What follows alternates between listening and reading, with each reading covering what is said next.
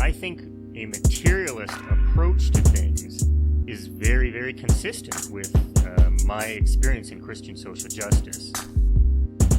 I feel like the deeper I get into anarchist practice, the deeper my faith is getting at the same time. I would hope that, securing means of life for all would be something all people of faith would say, oh yes, that's at the basis of what we believe.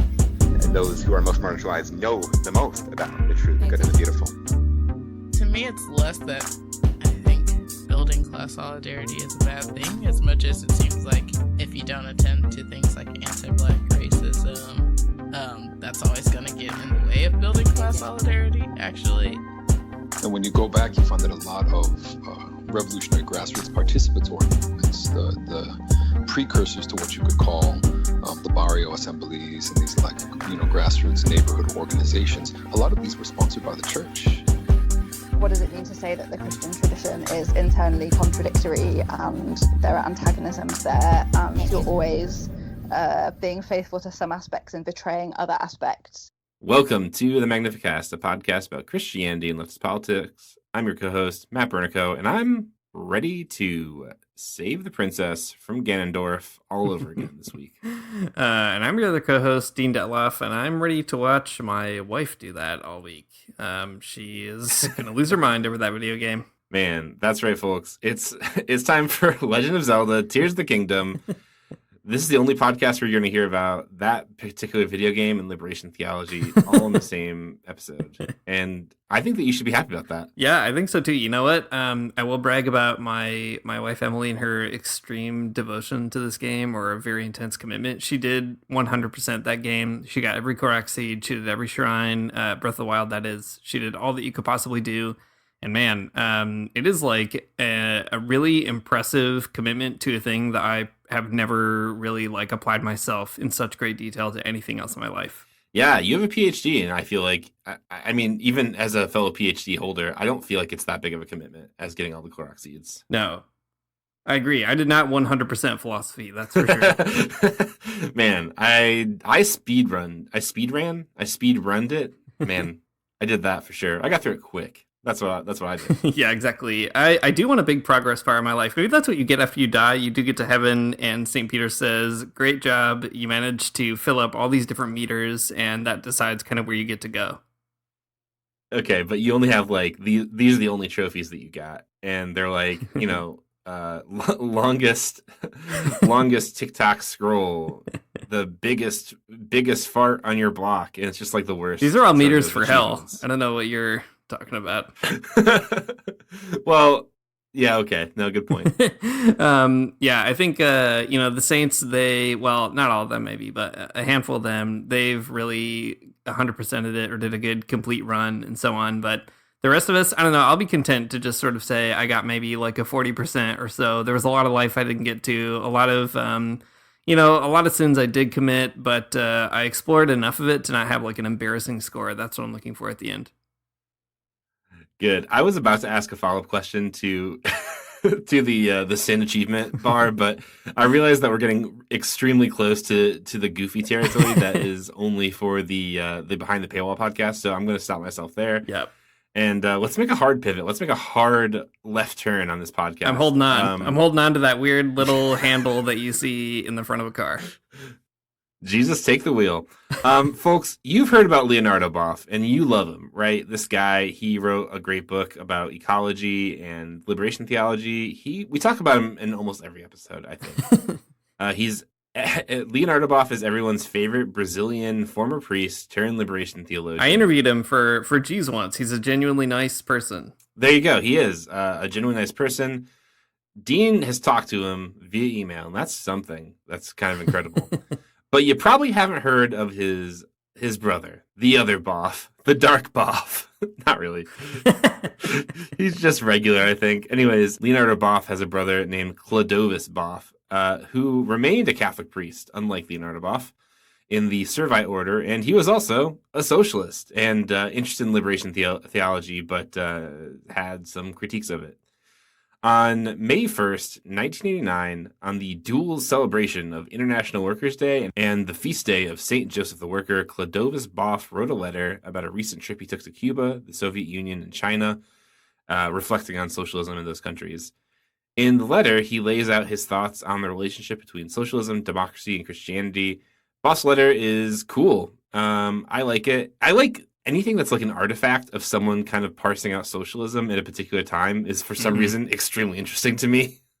Same. They could say the same things as everybody else, and I do just want to hear them say it in a different context. Oh, totally. And he does just that, and I love it. So it's interesting because it's interesting for that particular reason, right? Because it's somebody kind of figuring out socialism in a letter. I love that. Love that whole vibe. But also, I think that there's a kind of a trend of liberation theologians who will, they'll often talk about socialism and they'll talk about politics, but they'll kind of like hedge their bets a little bit about socialism. And I think that this particular letter from Clodovis Boff is interesting because he confesses like that he is actually a socialist, right? He's not like a liberation theologian kind of like skirting the question of socialism. He's like, he's in it. He's sold on the whole idea. I think that's cool. And this letter is kind of him parsing out some of that, what that looks like. What does it mean to be a Catholic priest in Brazil who is kind of committed to the idea of socialism? Yeah, it also comes from a journal issue that is pretty wild.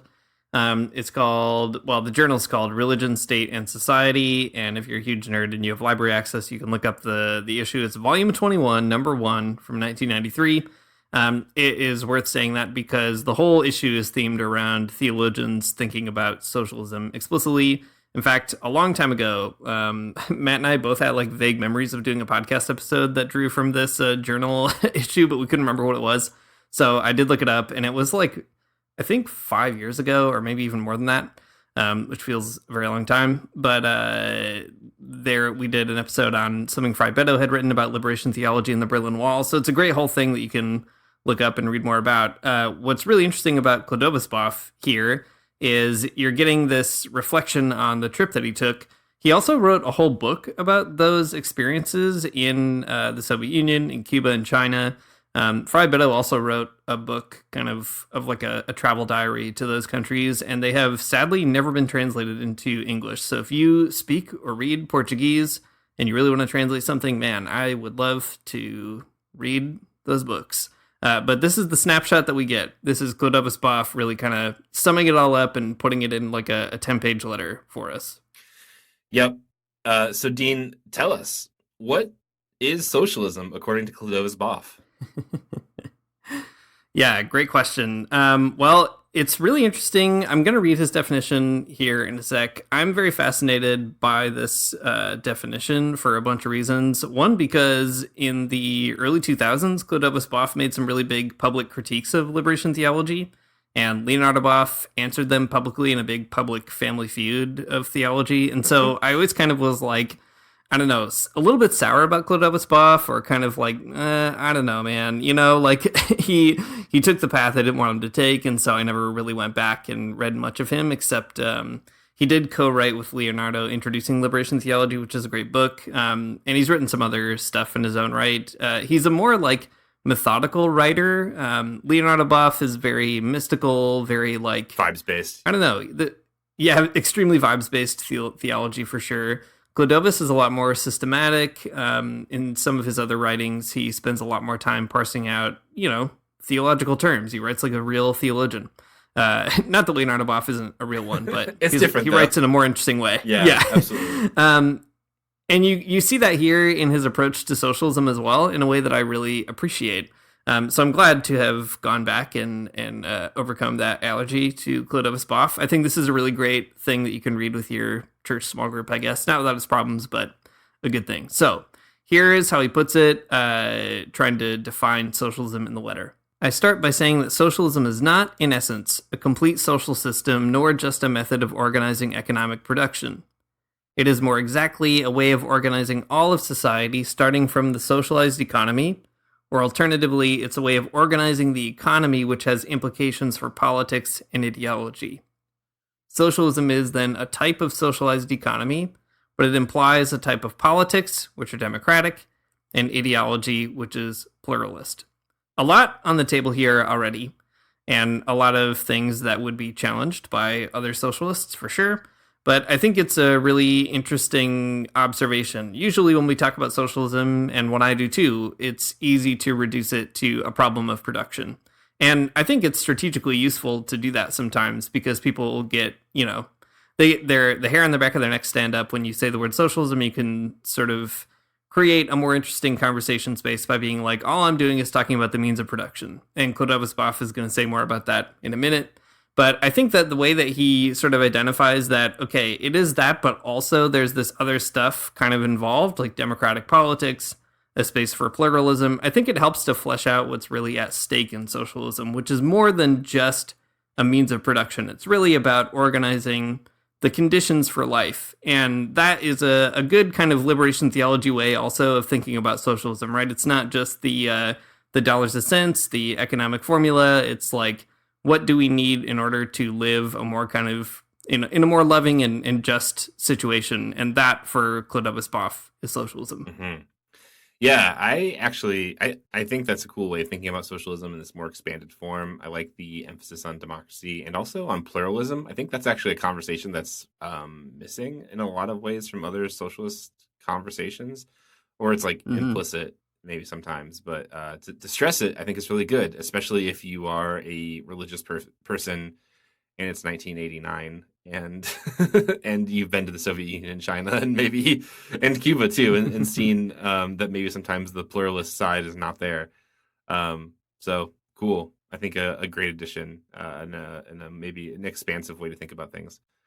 Yeah, it's interesting too because that historical context of those visits makes a difference, especially in terms of the pluralism. So he's visiting the Soviet Union in the middle of glasnost and perestroika, which are both very controversial, but on the one hand, economic liberalism or liberalizing of the Soviet economy, and then on the other hand, a more kind of cultural openness, and lots of debate about that strategy. Ultimately, the Soviet Union collapsed, so some people are like, that's because of the liberalization.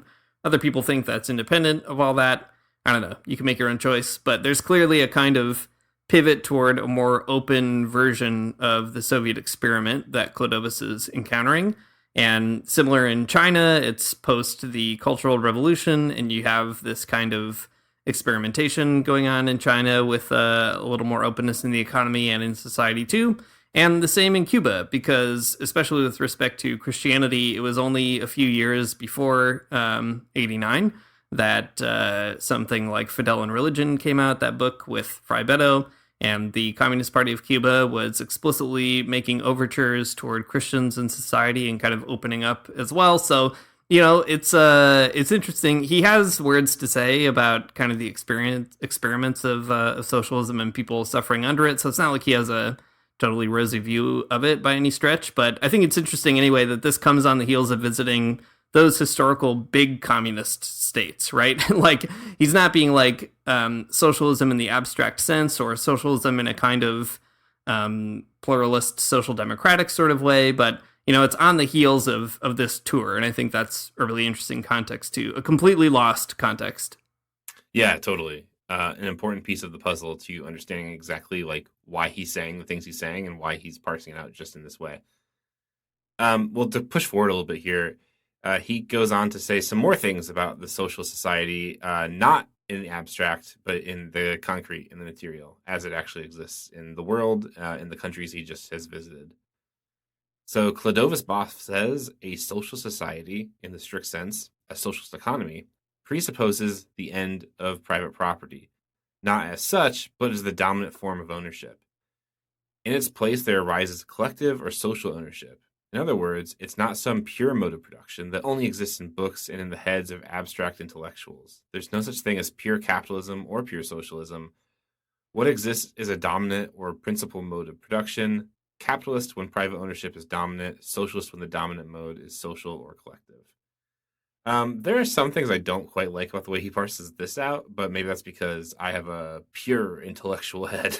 but I do get the point. I see what he's saying. He was just in these places that are, experimenting with some liberalization of the economy, whereas the dominant form of ownership, though, is still social. It's still collective in that bigger socialist sense. So I can kind of see, I guess, why he's saying what he's saying, and that it's fine. It makes sense.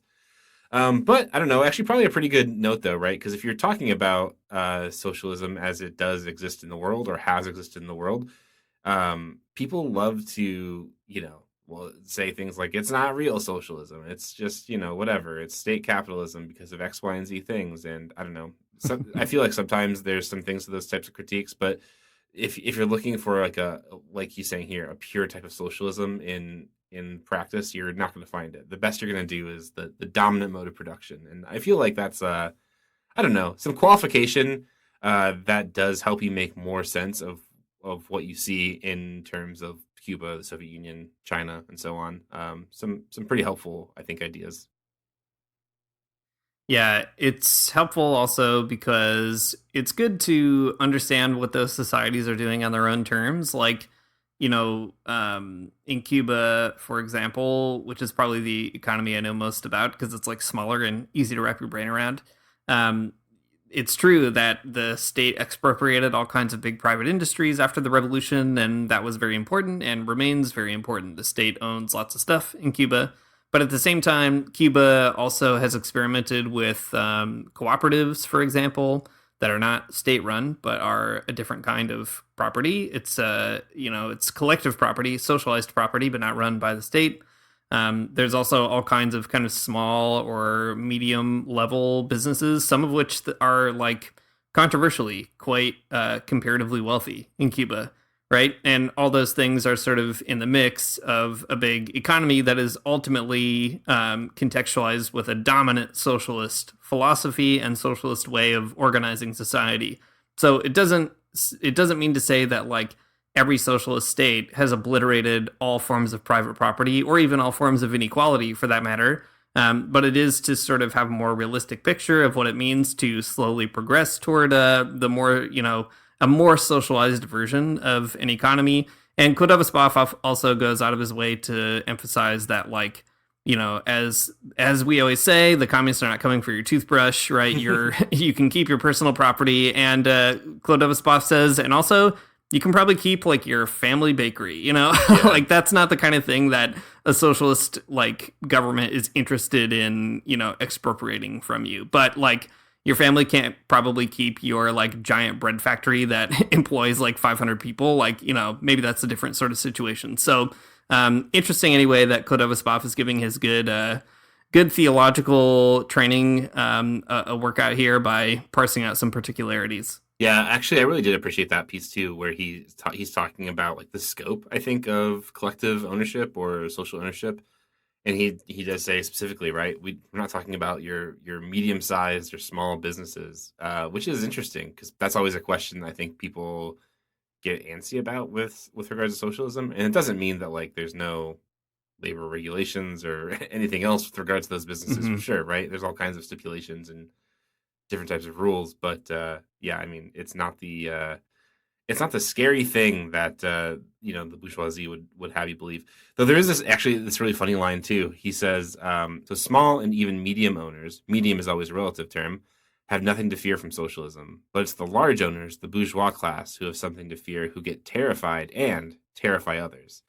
A great nod towards, I guess, the ways that the capitalist class, they're happy to like, use socialism in a scary way. To the, petite bourgeoisie or like the smaller, medium-sized businesses or something. Yeah. And also something said by a Brazilian who has experienced a few decades of military dictatorship, sure, which was brutally anti-communist and literally killing people for being communist and so on. So, yeah, important to make that observation. He also goes out of his way to, again, parse this out in some more helpful ways. And I'll read what he says. He says, how can the people at the base, or the workers in association, as Marx described them, manage the economy? This is possible through a combination of three entities. And again, these three are like a really good example of really getting into the weeds of like actually existing socialism. So, one, the state, insofar as it is really representative of the base and administers the economy for the benefit of the majority. not as in our country where the state sets up its economic policy overall to benefit the rich. At this point comes the vital question of political democracy as an instrument for, and even a path to, self-managed socialism. And he says he'll come back to that. He does. The second is he does. He makes good on that promise. Associations of workers directly administering the different production units. This would be direct economic democracy, while the first form would be indirect democracy. And then lastly, the third is private individuals and groups exercising freedom of economic initiative in small and medium-sized businesses without excluding large businesses, provided that they subsidize and encourage the essentially socialized system of the national economy, as is the case in China. This is precisely the direction of the economic reforms taking place today within real socialism. So, three kind of means by which workers in association are able to manage the economy, mediated by the state, mediated by associations of workers or kind of cooperatives or trade unions or a variety of other mechanisms. And then lastly, the sort of model that you get in Dengist China, right, where you have an opening up of entrepreneurial visions and kind of private owners, but they all sort of contribute to a national economy that is still managed by a communist party that's able to intervene and expropriate things and all that kind of stuff. So it's interesting that I think, Marxists, I think rightly sometimes, and especially theological ones, get criticized for being like, yeah, socialism, it's great rhetoric, but like, what does it actually mean in practice? And Boff is here to tell you, well, it means these three things, and I know because I've been to some socialist countries. Great. Yeah, that's pretty good. I think this kind of thing is actually really helpful too, because people always are wondering about this kind of thing, exactly what it looks like in practice, or what does it mean for workers to own the means of production in some kind of larger sense. And this gives you at least three ideas of what it could mean. And cool, great. All right, so we just cool and great.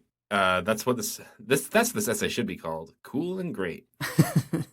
We were just mentioning socialism and democracy just a minute ago, about democracy as an instrument for and even a path to the self-managed socialism that Boff thinks is good. So the second section of this letter is all about that particular relationship. And I think I love people who are thinking about democracy extra hard.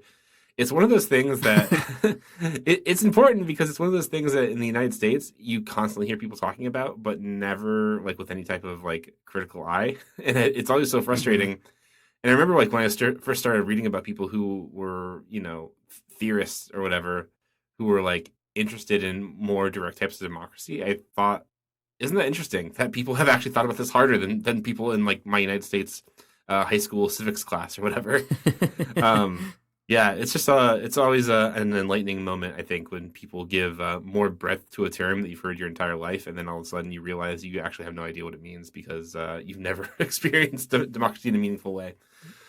Never had to think about it. Never had a chance to exercise it. Totally. It's just like, democracy is voting. And it's like, well, not really. It could be more democratic if you think about it. I mean, it's important because there are all kinds of places and ways that like people in the United States and in Canada and in like Western Europe and everywhere, I guess is what I'm trying to say, limit democracy really arbitrarily. Like, democracy is like the most important thing in the United States. People will tell you it's so important that we have free and fair elections. And I agree, it is important that we have free and fair elections. But then it's like, but it's only important until you go to work. And then it's not important anymore. You shouldn't think about democracy at work. That's silly, right? That's completely bonkers. Or like, you should think about democracy for sure, but like when you get to school and you should just listen to your teacher and kind of just shut up about it. Like, I don't know. It's like so funny that we emphasize democracy so much, but we don't actually think about it very critically, or we don't actually care enough about it to interrogate like what it actually might mean. All that to say, Boff is thinking about it in a bigger way, and I like it. You love to see it.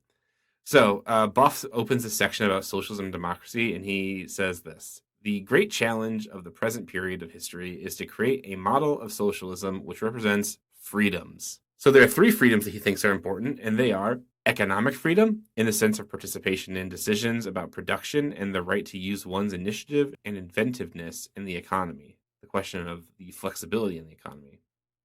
The second one is political freedom in the sense of participation in the general management of society, including leadership positions. That's the question of political democracy. And finally, the last type of freedom is the freedom of conscience on the level of worldviews and religious beliefs, the question of ideological pluralism. So these are the freedoms that he thinks a democratic and socialist society will have to confront and like figure out how to, structure, how to provide them to people. How do you make a state where these things are like fundamental?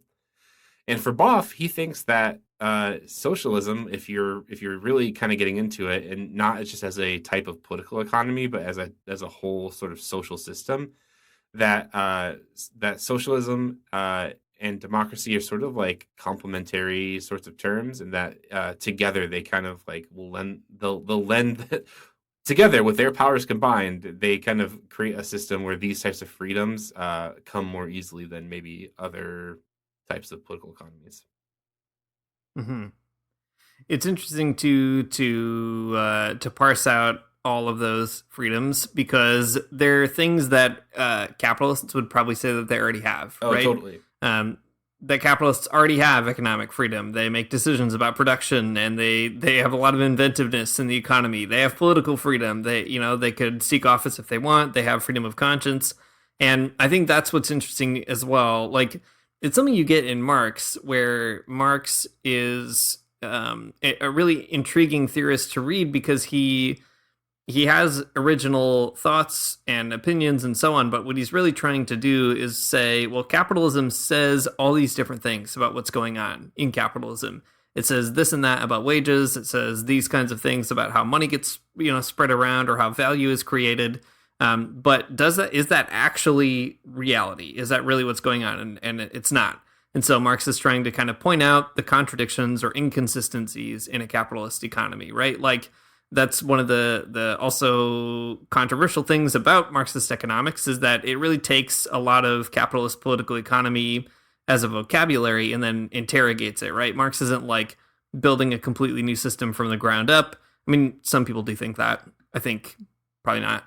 That's my hot take in this podcast. But, he's working with the promises capitalism makes or assumes, or the premises that it puts out, and he's saying, look, it doesn't really work that way, right?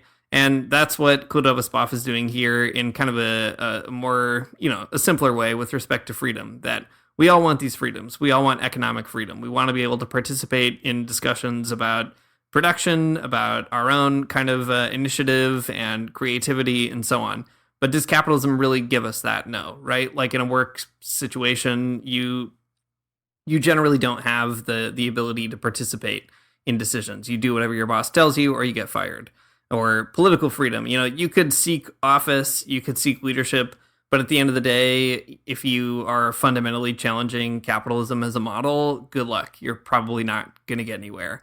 And the same with freedom of conscience, that you can have different worldviews, different religious beliefs, and as long as they don't make that much of a difference to other people around you or in a public way, or they don't commit you to doing things like, I don't know, spray painting a nuclear warhead or something because you don't like it, then, you're fine. But the minute you sort of allow those beliefs to impinge on public life in a way that is sort of for social justice, let's say, then you're in big trouble, right? So I think Clodovis Boff is trying to say you can't really have these freedoms without socialism in that broad sense that he suggests in the beginning of the essay, that there has to be this economic change, and there also has to be these other kind of pieces involved, a way of organizing all of society politically and ideologically, such that the conditions for those kinds of freedoms to emerge really are set, and they're not set yet, anywhere really. I think that's the aspirational nature maybe of outlining those freedoms. Totally. Riffing off that point you made about capitalism earlier too, I think there's an interesting polemic in here that Clodovis Boff deals with in kind of an interesting way. So he right after those economic or those freedoms I mentioned earlier that he kind of walks through, he says Michael Novick, the theologian of American capitalism, challenges liberation theology. Yuck. Yeah, exactly. Big yuck. He challenges liberation theology to define the institutional form or particular face of socialism it advocates. Which, I mean, liberation theology does do this, but not like that. Not like Michael Novick is saying. It's fine. Not a big deal. Anyways, Michael Novick is worried about the practical institutions which will guarantee persons their creativity and freedom. Despite the author's ideology, the question is serious. It can be summed up in the old dilemma: how to combine equality and diversity, justice and freedom, specifically socialism and democracy. Despite Michael Novick being the theologian of American capitalism and how yucky that is, I think that this is actually kind of a good critique of liberation theology sometimes, that it's just like, it's wanting everything without saying specifically how it's going to get those things. So that Clodovis Boff is like kind of engaged in that particular problem is cool to see. And part of why I think this letter is interesting, and is that's what's like pushing him to actually define these freedoms, right? And to define this relationship between socialism and democracy, because liberation theology, it wants a particular type of political formation that like cares about the poor, and it's like, how are you going to actually get it? And here is Boff actually engaged in that process of unpacking what that looks like. Right, and it's interesting too because that is always Michael Novak's critique of liberation theology. By the way, Michael Novak, we should do an episode on him at some point, maybe. Sure. But this isn't the Know Your Enemy podcast, so really, Matt Sitman and maybe Sam Adler-Bell should do it. But he was a very weird guy. He was involved in all kinds of Reaganite stuff and CIA stuff, and this whole there was kind of a cottage industry of like conservative intellectuals commenting on things in the 70s and 80s and into the 90s. And Michael Novak was the guy you would call if you wanted to complain about liberation theology. And he was a Catholic libertarian, basically. And he wrote a couple books on liberation theology. And he is so wild because he'll always be like, yeah, liberation theologians, they can't even tell you what they want. And then also he'll be like, can you believe these guys are into Nicaragua? Just a person who is, I don't know, always acting in bad faith. But I like that Clodovis Boff is like, you know what? Fine. It's true. We should just like put up and say what we want. And what we want is socialism. I think that's great. So anyway, I think it's just a good thing that, he rightly recognizes that Michael Novak is the theologian of capitalism, and Clodovis Boff is just sort of like owning that he's going to, for a minute, be the theologian of socialism. Yeah. That's great. Yeah, it is. It's good. All right. So maybe a little bit more on capitalism than in Clodovis Boff's work. He's starting to flesh out a little bit more about what the socialist part looks like. But if you're going to talk about socialism, you got to critique it and put it in stark contrast to capitalism, I think. So in the letter, he says, in capitalism, where the owners of money rule, it's impossible for genuine democracy to operate, though progress is always possible. Very optimistic. In the first world, the world of advanced capitalism, the most that can be achieved is social democracy. That's socialism managing capitalist business, which is a very funny way to put what that is, but I guess that works. Then he says, capitalism creates two limitations for people's democracy, a historically necessary pleonasm. The factory gates on the far side of which tyranny of capital rules, and the power of money which distorts the democratic process. So this is good because you want to say, he's starting to say what it is that socialism looks like, that he's after, and that's helpful. But then he goes on to say, too, that capitalism says that it's going to give you democracy, but really it's not. It's going to give you a really limited and stunted democracy that you do have to check at the door of your job. And if you want to go vote, that's totally fine, but you're never going to have as much influence over the whole political system and voting as people who have a lot of money. And there you go. At the end of the day, not all that democratic. Pretty undemocratic, if you ask me. I think you're right. And Boff goes on to say, the conclusion is clear. Socialism is the economic basis for the democratic ideal. What a big surprise. Yeah. It's the material condition for the exercise of civil and political freedoms, but there cannot be real economic socialism without political democracy. After all, what is socialism but control of the productive system and processed by the workers themselves? And can this exist if the workers lack the political freedom to discuss and decide on the way production should go? How can they really be subjects, shapers of the economy, if they are deprived of the exercise of citizenship? It's only as citizens that the workers can really control the economic process. And I think this is an important challenge to the left as well.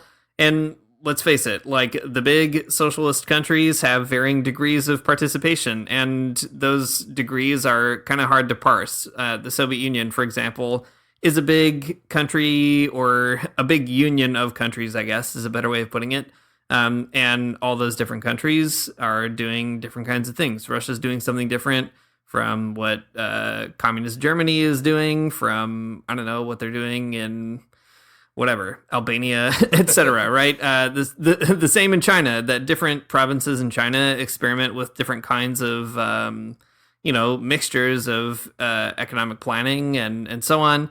And of course, in Cuba in particular, I think they've kind of achieved something that is a pretty remarkable balance of this sort of thing. There's a lot of citizenship participation.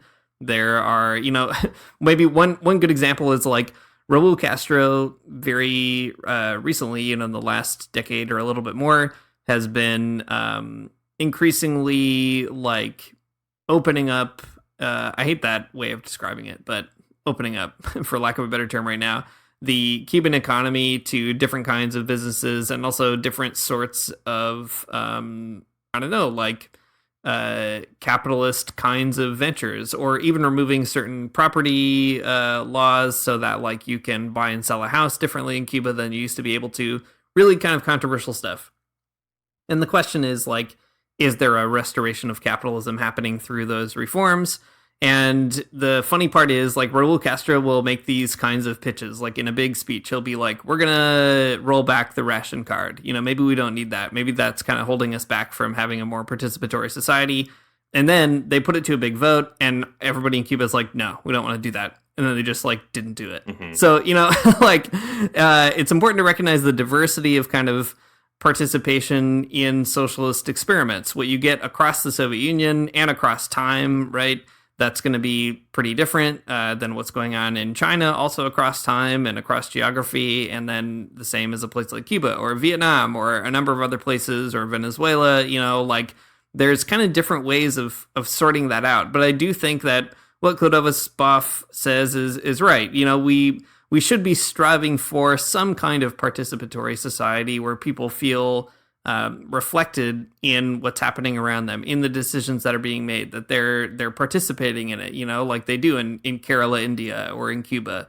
And that's an important kind of piece of building socialism. I think there's a certain faction of, weird leftists on the internet who are basically just like, I don't know, whatever seems vaguely communist must be right. And like, I don't know, in a world of capitalism and capitalist media, I guess I kind of understand that, but it doesn't like absolve us from the need to think very hard about what kind of world we'd rather build. And, there are better and worse ways to sort of start that argument, or better and worse places to point to say, well, it might be like something like this. So great for Clodovis Boff to be like, you can't have real socialism without political democracy. Yeah, I think it's a claim that is actually really compelling, that those two things need to go together, or else you're not going to do either of them very well. And that's cool.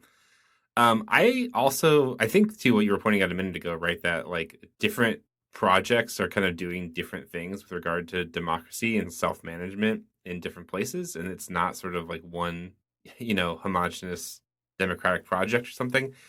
In the United States, though, that's how we talk about democracy, right? Is that like, well, we have a particular democratic mechanism in voting or whatever here.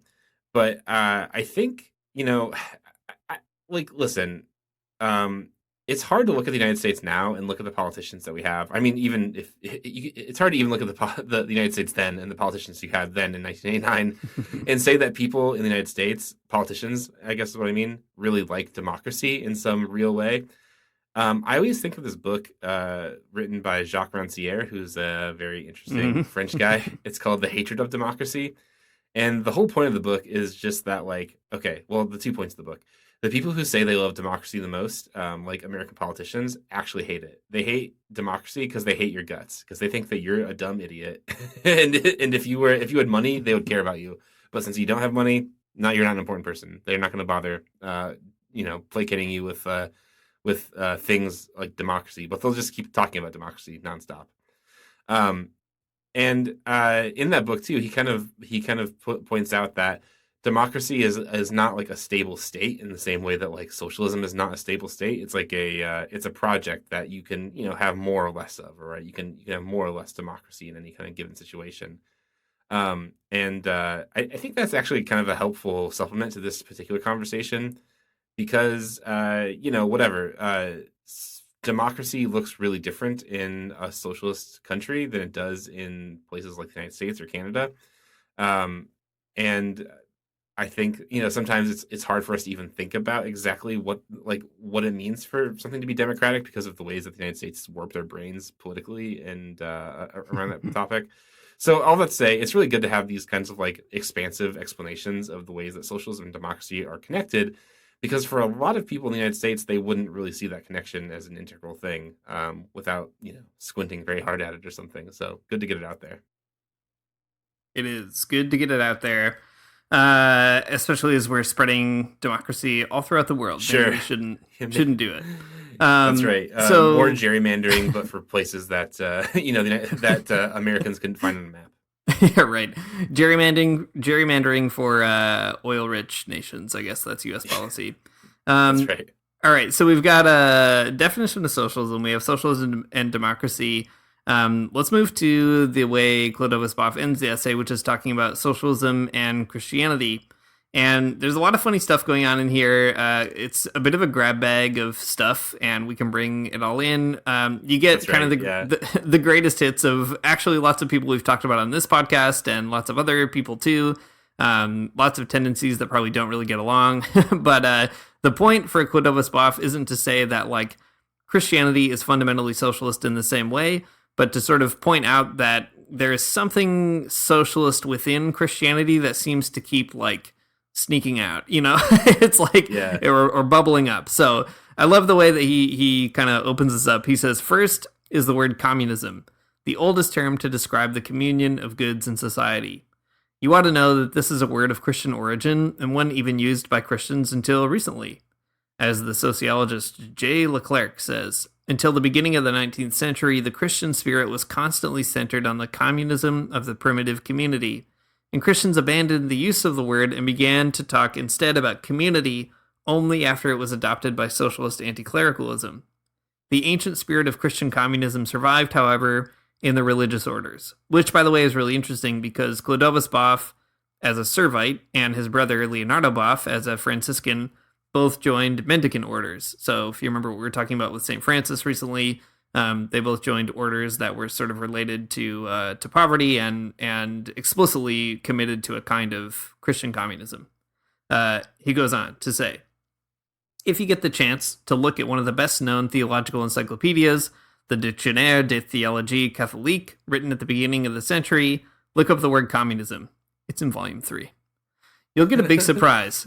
You won't find anything about Marx or Engels, but only about Jesus Christ, the apostles, the first Christians, the fathers of the church, the monks, the mendicants, etc., showing that this is a church affair, the biblical idea of communion of goods.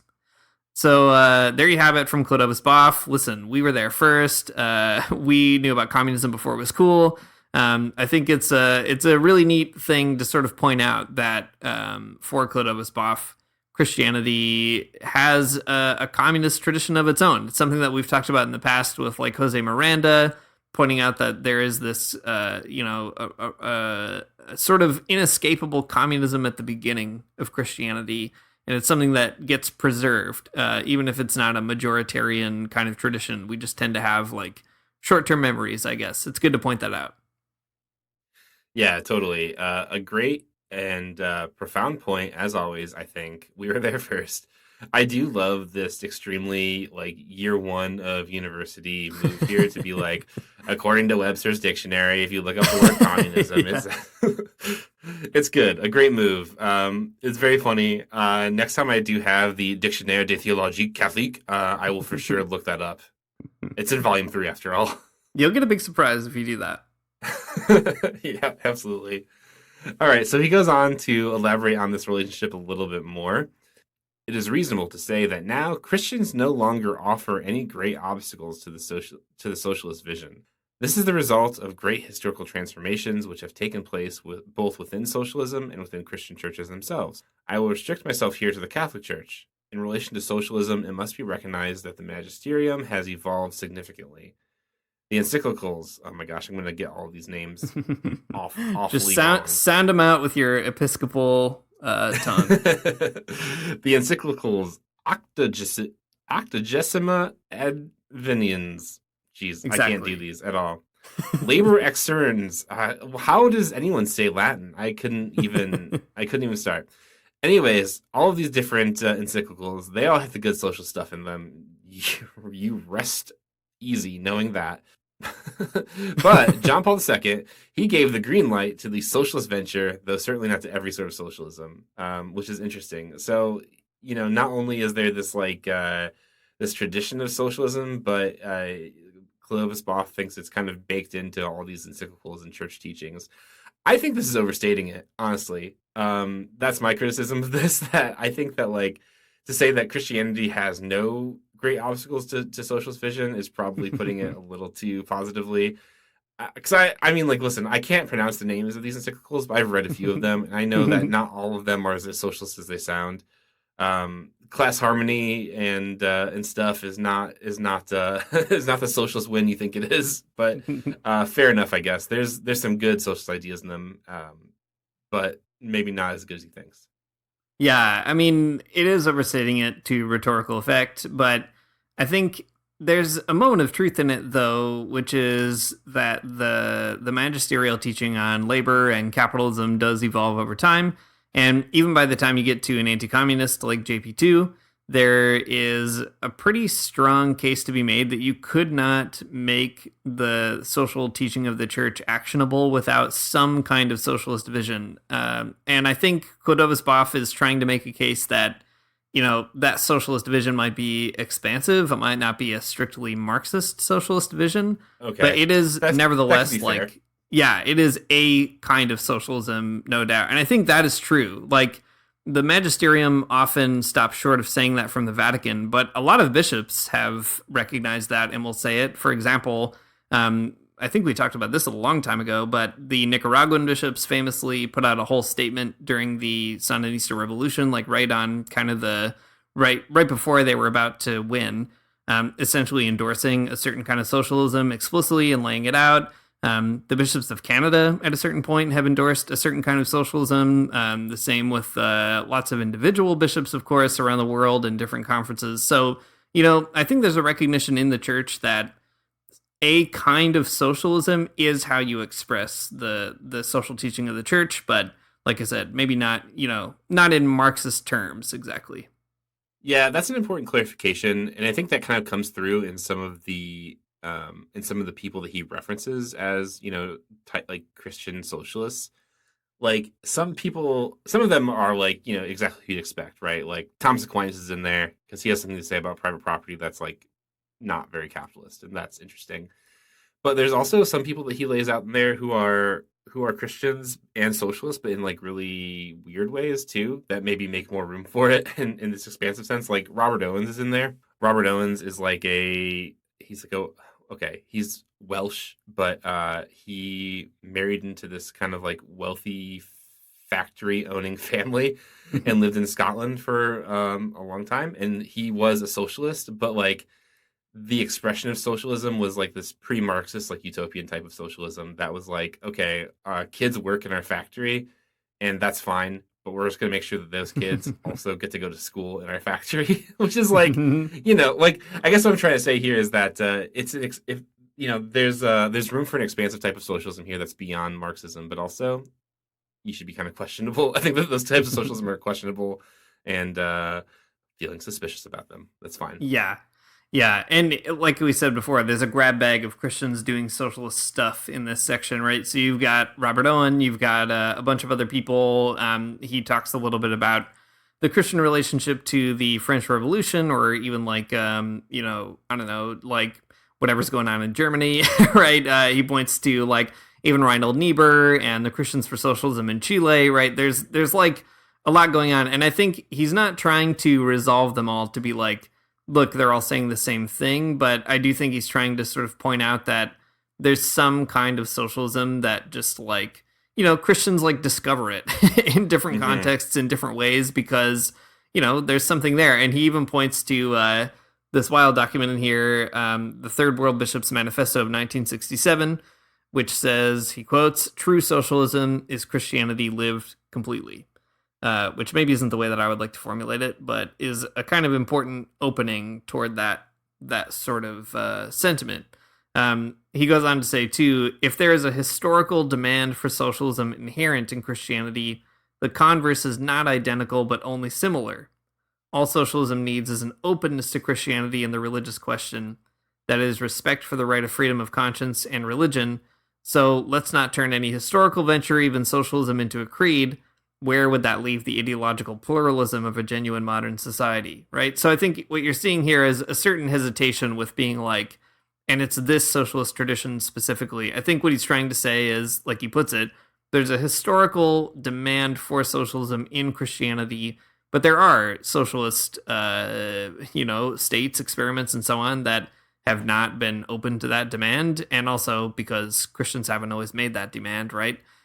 So I think he's trying to sort of maybe create a clearing in which these two traditions or groups could kind of find each other on some common ground and just sort of see what happens, whether that's, Marxist or Owenite or something else, who knows, but there's something there that I think is right, that those two traditions have a pretty broad history, and they might as well, just find out what works and go from there. That sounds good. We can go from there. I'm committed to that idea.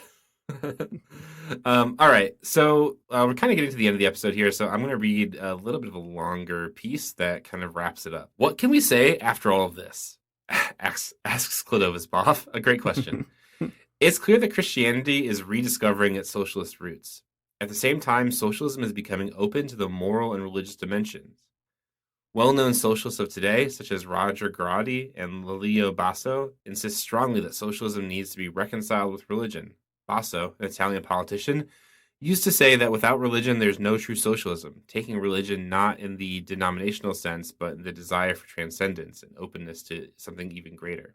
I myself heard the following from the lips of the Minister for Religion, K. Karchev, when we were in the Soviet Union. Socialism will be complete only when it responds to all human needs, including religious ones. That sounds a little bit spooky, actually, from that perspective, but all right, fair enough. And then he ends the entire thing saying, "So there you are, my friends. That's the situation of socialism today from the point of a liberating faith." So, okay. I think it's interesting, though. I think it's interesting the way that he formulates exactly the openness of Christianity and the opening of socialism. And even the quote from the Minister of Religion in the Soviet Union is really interesting, that socialism, to be complete, whatever that might mean, has to respond to all human needs, even religious ones. And I feel like I said it was a little bit spooky, and it does feel like, I don't know, responding to human needs from from a minister of the Soviet Union does feel like maybe something different than just being like a pluralistic society, but that's okay. You never know, I guess, what it could look like. But anyways, I think that that's an interesting observation that Boff makes, and I'm trying to think if it's if I would still say the same thing today, and I think that I kind of would, but maybe in a different register. I think that Christians in the United States and in Canada are kind of thinking about the socialist roots of the religion, and maybe not roots of the religion, but the historical demand that Christianity makes for socialism. Insofar as people are actually still Christian today, which is, always kind of waning and in flux, but that's okay. So I don't know. I'm still kind of struggling to think if this is something that's still true or not. But Dean, what do you think? Yeah, good question. I mean, trying to determine exactly whether or not Christianity is rediscovering its socialist roots, I think, is always a test of optimism, maybe. And I tend to not be very optimistic. But, I think there are significant pockets of Christians who are doing that in ways that matter. I would be as optimistic as to say that.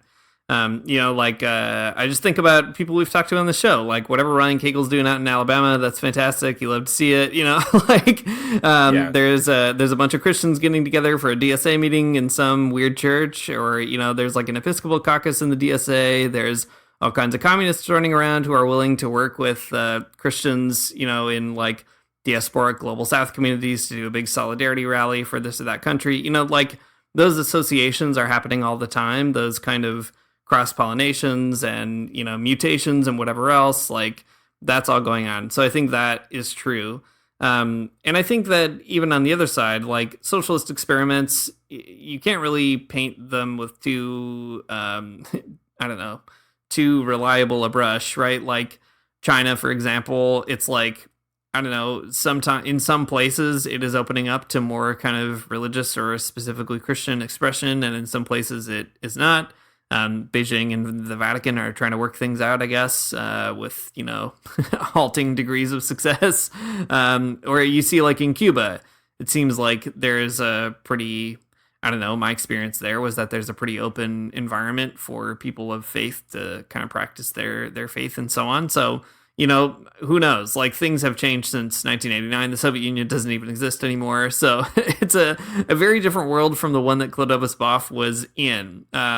You know, he's also writing this at a time when liberation theology is still like pretty present in a big way. You know, the Sandinistas got defeated electorally kind of around this time, but they were a beacon of that sort of possibility. So I don't know, like if I had to assess our moment, I wouldn't say that Christianity is rediscovering its socialist roots, or that like the judgment that socialism is kind of being more open to religion, I guess, would just sort of be an observation of an incredibly different scale than it would have been in 1989. Yeah. But in any case, like I guess in my most optimistic moments, I hope that those two exilic communities in a world of capitalism are kind of like finding each other in the desert. Maybe that's what I would say, to risk some weird like Exodus metaphor or something like that.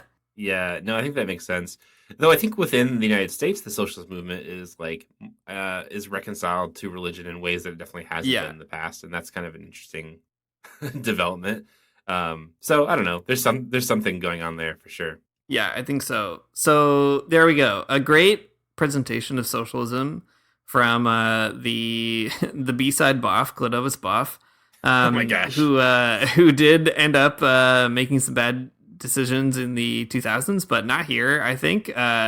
Really figuring out a good way of making socialism understandable, relatable, and so on. Like I said, I think it's only like 10 pages long. It's a great sort of piece to like, if you have like a small reading group or something, to sort of put on the table and be like, what do we think about this? There's also all kinds of stuff we didn't talk about that you could spend time researching even more, like all these weird Christian socialists that he uncovers and so on. But yeah, I don't know, Matt, if you brought this to your youth pastor, what do you think might be the reaction? Yeah, my youth pastor would be very confused.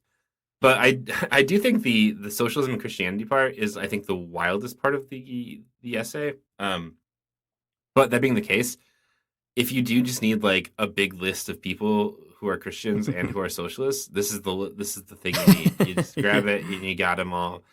Thomas Aquinas, socialist. Robert Owens, socialist. All these other weird guys, they're all socialists too. And you never even knew it, probably. So anyways, all that to say, it's a funny list that I think is like complicated, but maybe useful if you need to just like know some people who are strangely socialist and Christians. Yeah, you can make a great trading card game for sure. Oh, that's a great point. Dang, that's such a good idea. I'd battle you for sure. My Thomas Aquinas card. Yeah, well, my St. Francis card would definitely win, I think, over Thomas Aquinas. That big dumb ox. Yeah, the big dumb ox. He's got a big summa for you. That's a special attack. A sumo wrestler, if you will. Oh my god. Okay, no, this podcast is over now. Thanks for listening to the Magnificast. If you like what you heard, you can find us and support us on Patreon at patreon.com/themagnificast. And if you do it at $2 or more, you can listen to our Behind the Paywall podcast, where we make all kinds of great jokes and goofs and gags. You got some of that energy on accident at the beginning and the end of this episode. So if you want more of that, you can get it there at patreon.com/themagnificast. You also get an invite to our Discord community, which is really fun and supportive and great. We've been having a lot of conversations about how weird it is to be Catholic lately. And a lot of great Protestants in there throwing in their 2 cents. And that's been really fun to watch. So you can check that out. Let's see. Our music is by Amari Armstrong. Our outro is by The Illogical Spoon. We'll see you next week.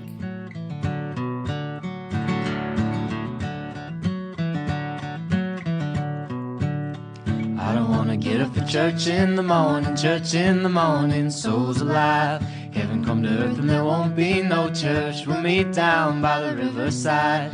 There we'll swim with all creation. Never get tired, never bored. Don't worry, someday there'll be no dam between us and our Lord.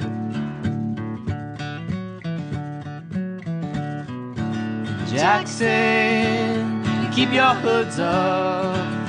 Keep your hoods up and you stay up late. In Jackson, you keep your hoods up.